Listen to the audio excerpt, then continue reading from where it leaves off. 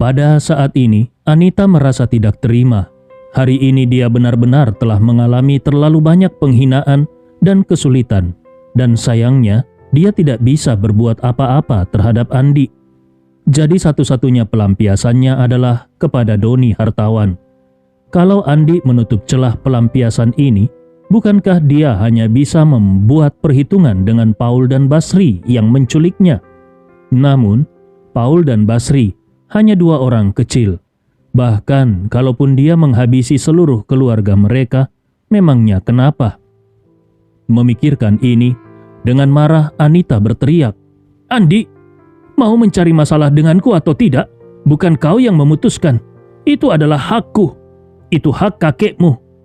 Andi Rewa dengan tenang berkata, "Aku sudah memberikan solusi kepada Doni Hartawan. Selama dia setuju, siapapun yang menolak tidak ada artinya." Sambil berkata begitu, Andi menatap Anita. Suaranya tiba-tiba meningkat 8 nada dan dengan nada dingin yang ekstrim dia berkata, "Jangan pernah berpikir bahwa karena aku tidak berada di keluarga Rewa selama bertahun-tahun, maka kau bisa mengaturku sesuka hati. Jangan sekali-kali berpikir bisa menjadikanku sebagai objek pernikahan dan memintaku kembali untuk membantu keluarga Rewa menjalin hubungan dengan penguasa lainnya. Aku tidak akan memberikan kesempatan itu kepada keluarga Rewa. Jadi, kalau lain kali kalian berani merencanakan sesuatu di belakangku, jangan salahkan aku kalau tidak memperhatikan hubungan darah. Baik kau maupun anggota keluarga Rewa, yang lainnya tidak akan ada yang bisa lolos dariku." Anita terkejut oleh tatapan dan nada suara Andi yang menakutkan. Tetapi dia dengan marah berteriak, "Andi, apakah kau pikir sekarang kau bisa menantang keluarga Rewa? Grup Rapocinimu dan uang tunai 10 miliar. Apakah semua itu bukan diberikan oleh keluarga Rewa? Keluarga Rewa bisa mengangkatmu, juga kami bisa menjatuhkanmu. Tanpa keluarga Rewa, kau hanyalah seseorang yang tidak memiliki dasar sama sekali. Dengan kekuatan keluarga Rewa, menghancurkanmu jauh lebih mudah dibandingkan menghancurkan 10 atau 100 Doni Hartawan." Melihat Anita yang histeris, Andi mengangkat alisnya dan dengan penuh selera dia bertanya, "Oh iya? Benarkah?" Tatapan merendahkan dari Andi Rewa itu sangat melukai harga diri Anita. Dengan gigi terkatup dan nada marah dia berteriak, "Tentu saja. Kau pikir aku bercanda? Kalau kau terus bersikap tidak tahu diri dan menolak tawaran baikku, aku jamin kau akan hancur. Bukan hanya kau, tapi istrimu, mertuamu, dan semua orang di sekitarmu juga akan hancur." Sampai di sini, Anita benar-benar marah. Dengan suara melengking dia berteriak, "Aku beritahu kau, orang tuamu dulu beruntung bisa dimakamkan di pemakaman yang baik. Kalau kau mati nanti, kau bahkan tidak punya hak untuk masuk ke pemakaman keluarga Rewa." Mendengar hal itu, ekspresi Andi Rewa langsung menjadi sangat gelap. Dia menatap Anita dan berkata dengan tenang, "Kau adalah adik kandung ayahku, jadi aku tidak bisa memukulmu." Anita tersenyum sinis dan berkata, "Kau masih ingat kalau aku adalah adik kandung ayahmu? Cepat, hormati aku dan..." Sebelum Anita selesai bicara, Andi segera memerintahkan Albert, "Albert, kau tidak ada hubungan darah dengannya. Tampar wajahnya untukku." Albert langsung berseru dengan lantang, "Siap, Tuan Andi." Setelah itu dia segera melangkah maju dan menangkap kerah baju Anita. Anita terkejut dan berteriak mengancam, "Kalau kau berani menamparku sekali saja, suatu hari nanti aku pasti akan mengambil nyawamu." Namun, Albert langsung menampar Anita dengan keras hingga 2 gigi geraham Anita copot. Dengan suara dingin Albert berkata, "Hidupku ini diselamatkan oleh Tuan Andi. Kalau Tuan Andi menyuruhku membunuh siapapun, aku tidak akan ragu sedikit pun. Apalagi untuk seorang wanita yang tidak tahu sopan santun seperti kau." Setelah itu Albert kembali menampar dengan keras. Albert yang sudah lama marah melihat sikap Anita kepada Andi Rewa merasa lega bisa bertindak tanpa ragu atas izin Andi. Anita sendiri merasa pusing karena tamparan itu.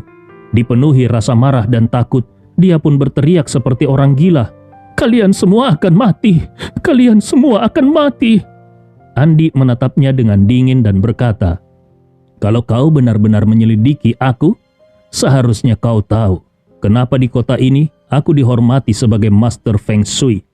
Kalau kau benar-benar menyelidiki aku, seharusnya kau juga tahu kenapa 8 petarung sejati milik keluarga hartawan semuanya bisa tewas di bawah kaki gunung Bawakaraeng." Setelah mengatakan itu, Andi tersenyum dan melanjutkan, "Dan kalau kau benar-benar menyelidiki aku, kau seharusnya tahu bahwa aku baru saja pergi ke Jepang. Tentang semua kejadian di Jepang belakangan ini, aku pikir kau pasti sudah tahu." Raut wajah Anita semakin berubah, menjadi lebih ketakutan dan pucat. Andi menatapnya tajam, lalu bertanya lagi, "Bukankah kalian ingin aku kembali dan menikah dengan Mary Kalista? Lalu pernahkah kalian bertanya-tanya, kenapa sahabat karib ayahku, yaitu Paman Aldi Gunawan, yang sudah sakit parah, tiba-tiba bisa sehat kembali? Apakah itu benar-benar keajaiban medis?"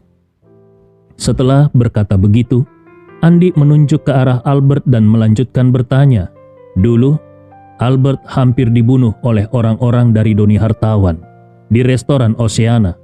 Saat dia tinggal memiliki nafas terakhir, apakah kau tahu bagaimana dia bisa bertahan hidup?" Ekspresi Anita sudah pucat seperti kertas. Saat itu, Andi tanpa ragu menunjukkan auranya yang penuh kekuatan, memenuhi tubuhnya dengan energi yang sangat kuat, dan dengan suara tegas dia berseru, "Kalau kau belum memikirkan semua ini sebelumnya, sekarang pikirkanlah baik-baik. Setelah kau mengerti semuanya, baru kau bisa menjawab aku.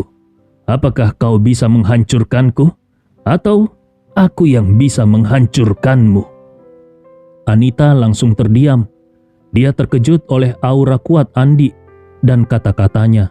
Keluarga Rewa memang telah menyelidiki banyak hal tentang Andi yang selama ini tinggal di Makassar.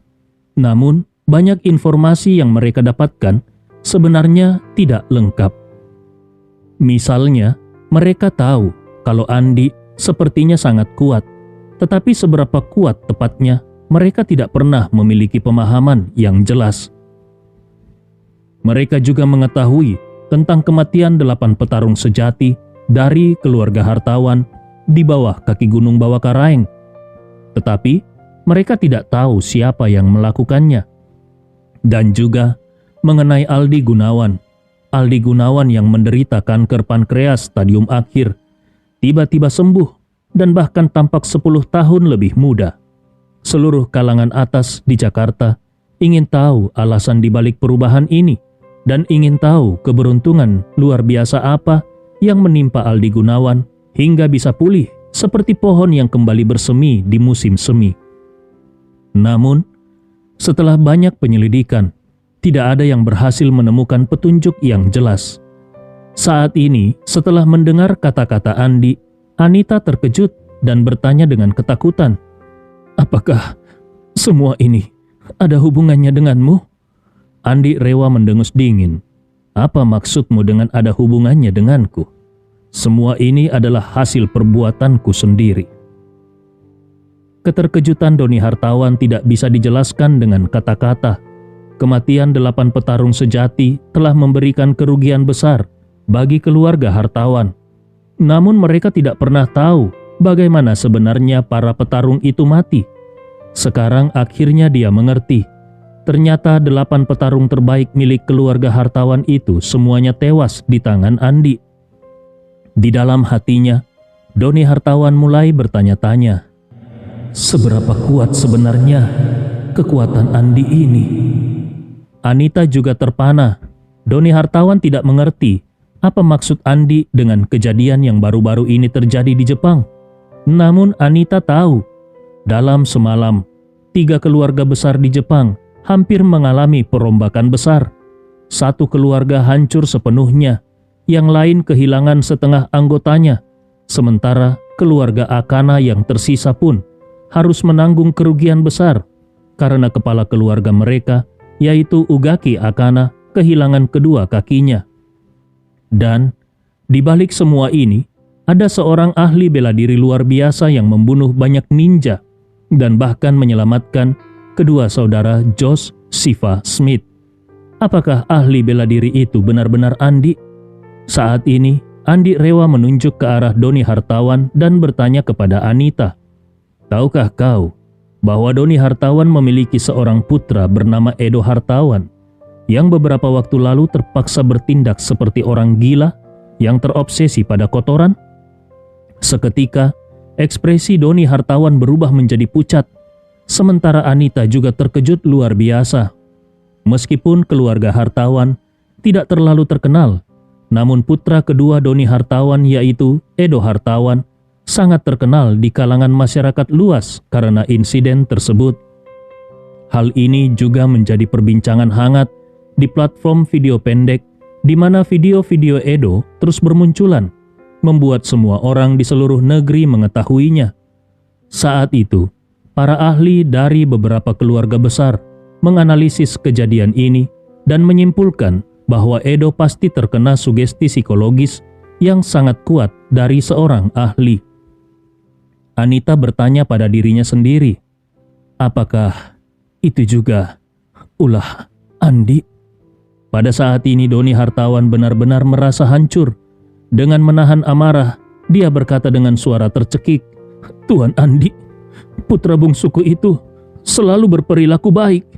Dia hanya kuliah dengan tenang di kota ini dan tidak pernah melakukan hal yang buruk. Kenapa kau menyiksanya sampai sejauh itu?" Andi rela melirik Doni Hartawan dan langsung menamparnya dengan keras, lalu dengan marah memarahinya. "Putramu itu mempermainkan gadis-gadis sebagai hiburan. Setelah puas bermain-main, dia bahkan menggunakan sugesti psikologis jahat untuk mencuci otak mereka dan memaksa mereka untuk bunuh diri. Tindakan seperti binatang itu layak dihukum oleh siapapun. Sekarang kau malah berani bilang bahwa putramu yang lebih buruk dari binatang itu berperilaku baik dan tidak pernah melakukan hal buruk?" Doni Hartawan ditundukkan oleh teguran keras Andi dan tidak berani mengangkat kepalanya. Dia tentu tahu tentang keburukan yang dilakukan oleh putranya. Awalnya, dia menganggap itu hanya masalah antara putranya dan para gadis. Baginya, selama putranya tidak melukai Andi atau orang-orang di sekitarnya, Andi Rewa seharusnya tidak punya alasan untuk ikut campur. Namun, melihat amarah Andi sekarang, Doni Hartawan baru sadar bahwa rasa keadilan Andi jauh melebihi bayangannya. Andi rela menatap tajam pada Doni Hartawan dan berkata dingin, "Doni Hartawan, tadinya aku masih berpikir untuk mengampuni nyawamu. Tapi aku tidak menyangka kau akan bersikap sebegitu tidak adil. Kalau begitu, aku tidak mau lagi 40% saham itu. Mulai sekarang, terserah keluarga Rewa bagaimana mereka akan memperlakukanmu." Doni Hartawan langsung menangis terseduh-seduh. Dengan kedua tangan terikat di belakang, dia langsung berlutut, menunduk dan memohon sambil menangis, "Tuan Andi, aku salah. Aku benar-benar salah. Putraku memang pantas mati. Kau sudah sangat bermurah hati untuk menyisakan nyawanya. Ini adalah kebodohanku yang tidak bisa melihat kebenaran. Dan ini adalah kegagalanku sebagai seorang ayah. Kumohon, berilah aku satu kesempatan." Andi Rewa menjawab dengan dingin, "Kegagalanmu bukan hanya itu." Kemudian Andi melanjutkan dengan tegas, "Adik iparmu, Ateng, telah melakukan kejahatan yang tak terhitung jumlahnya. Sebagai kepala keluarga pertama di pulau, kau tahu betul bahwa semua tindakan Ateng yang mengatasnamakan keluargamu terjadi di depan matamu. Tapi kenapa kau tidak mencegahnya? Kenapa kau tidak menghentikannya? Kalau kau membimbingnya ke jalan yang benar lebih awal, dia tidak akan menyakiti begitu banyak orang, dan aku tidak perlu membuangnya ke sungai." Doni Hartawan tertegun. Dia akhirnya menyadari bahwa kehancuran Ateng dan seluruh petinggi geng pengemis adalah perbuatan Andi Rewa. Dia pun menangis sambil berkata, "Tuan Andi, aku memang tidak bisa mengelak dari kesalahan ini. Dulu aku tahu apa yang dia lakukan dan sempat berpikir untuk menghentikannya. Tetapi istriku terus menangis dan memaksaku untuk tidak ikut campur. Akhirnya aku menyerah karena merasa tidak ikut terlibat langsung. Ternyata aku telah membuat kesalahan besar. Andi menggertakkan giginya dan berkata, "Kau benar-benar telah membuat kesalahan besar. Ateng menghancurkan begitu banyak anak muda dan begitu banyak keluarga. Setiap hutang itu sebagian tercatat atas namamu, Doni Hartawan." Doni Hartawan menangis hingga ingus dan air matanya bercucuran. Suaranya bergetar saat dia berkata, "Tuan Andi, aku benar-benar telah menyadari kesalahanku. Berilah aku kesempatan untuk memperbaiki diri. Aku bersedia menyerahkan 60% dari aset keluarga Hartawan sebagai tanda penyesalan. Hanya saja, mohon beri aku kesempatan untuk melayanimu." Andi Rewa melambaikan tangannya. "Sekarang ini bukan lagi soal uang. Kalau kau benar-benar ingin memperbaiki diri, aku bisa memberimu kesempatan. Itu tergantung apakah kau bisa menerimanya atau tidak." Doni Hartawan buru-buru menunduk dan berkata sambil terus menundukkan kepala, "Tuan Andi, apapun yang kau katakan, aku pasti akan melakukannya." Andi Rewa berkata dingin, "Ubah 40% aset keluargamu menjadi milik Albert dan biarkan dia yang menguasainya. Selain itu, sumbangkan 20% untuk Amal sebagai kompensasi atas semua kejahatan yang dilakukan adik iparmu Ateng." Albert langsung berkata, "Tuan Andi, ini tidak mungkin. Hidupku ini sepenuhnya milikmu. Kalau aset itu harus diberikan, maka seharusnya diberikan kepadamu, bukan kepadaku." Andi Rewa menjawab, "Kalau Doni Hartawan setuju dengan penyelesaian ini, maka kau bisa menerimanya dulu." Tentu saja Doni Hartawan tidak berani menolak. Dia buru-buru mengangguk dan berkata, "Tuan Andi, jangan khawatir. Aku akan segera mengurus hal ini pada hari ini juga." Andi Rewa menambahkan, "Doni Hartawan, mulai sekarang kau adalah bawahan Albert. Kalau dia menyuruhmu ke timur, kau harus ke timur. Dan jika arahmu melenceng sedikit saja, aku akan memastikan keluarga Hartawan menghilang sepenuhnya. Mengerti?" Doni Hartawan mengangguk berulang kali dengan ketakutan dan berkata, "Tuan Andi, jangan khawatir. Mulai sekarang, aku adalah bawahan Tuan Albert." Andi Rewa menatap Albert dan berkata, "Albert, awasi dia baik-baik. Kalau dia berani menentangmu sedikit saja, beritahu aku segera." Albert segera berkata, "Tuan Andi, jangan khawatir. Aku mengerti. Mengenai saham Doni Hartawan, aku akan memegangnya sementara untukmu." Andi mengangguk. Lalu dia menatap Anita yang wajahnya bengkak karena pukulan Albert dan berkata dengan nada tenang, "Bibi, karena kau sudah di sini, maka tinggal saja di sini selama seminggu. Nanti setelah tahun baru, kau bisa kembali. Namun, aku sibuk dan tidak akan sempat mengunjungimu saat tahun baru. Jadi, aku ingin mengucapkan selamat tahun baru lebih awal." Setelah selesai berbicara, Andi mempertegas ucapannya dan memperingatkan dengan nada serius, "Hal-hal yang terjadi hari ini sampai di sini saja. Kalau aku mengetahui bahwa kau berani melakukan sesuatu di belakangku, jangan salahkan aku kalau aku tidak akan menunjukkan belas kasihan." Anita menatap Andi. Dia ingin mengucapkan beberapa kata untuk menjaga gengsinya, tetapi semua kata-kata itu langsung tertelan kembali. Dia menyadari bahwa sifat Andi yang sangat mirip dengan kakak keduanya, Sandi Rewa. Kenapa dulu Sandi begitu terkenal pada masanya, meskipun terlihat seperti seorang sastrawan yang lemah lembut. Namun, Sandi bisa berdiri tegak di medan pertempuran yang penuh tantangan. Apapun yang telah dia putuskan, baginya tidak pernah ada istilah mundur atau gagal. Bahkan, kalau seluruh dunia menghalanginya, dia akan menerobos jalannya dengan penuh keberanian. Saat itu, masyarakat kelas atas di Jakarta sangat memujinya. Bahkan musuh-musuhnya pun diam-diam memberikan pujian padanya. Waktu itu, Sandi adalah bintang paling cemerlang dari keluarga Rewa. Kini, Anita mendapati dirinya melihat aura yang sama pada Andi. aura yang mengingatkannya pada kakak keduanya itu. Pada saat itu juga, ada rasa hormat dan kekaguman dalam hatinya terhadap Andi. Dia menyadari bahwa dia tidak bisa lagi menentang keponakannya ini. Kalau terus begitu, dia benar-benar tidak tahu apakah Andi mungkin akan bertindak ekstrim terhadapnya. Akhirnya, dia hanya bisa menelan rasa kesalnya dan setelah beberapa lama, dia berkata dengan nada getir, "Baiklah, hari ini aku akan mengikuti keinginanmu. Aku tidak akan menuntut ibu mertuamu dan juga tidak akan menuntut Doni hartawan lagi."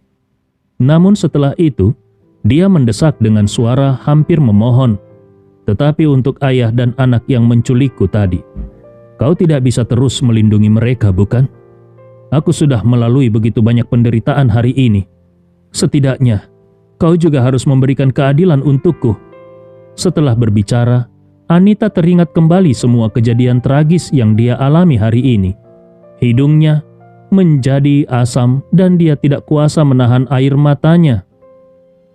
Hari ini benar-benar menjadi hari yang mengerikan baginya.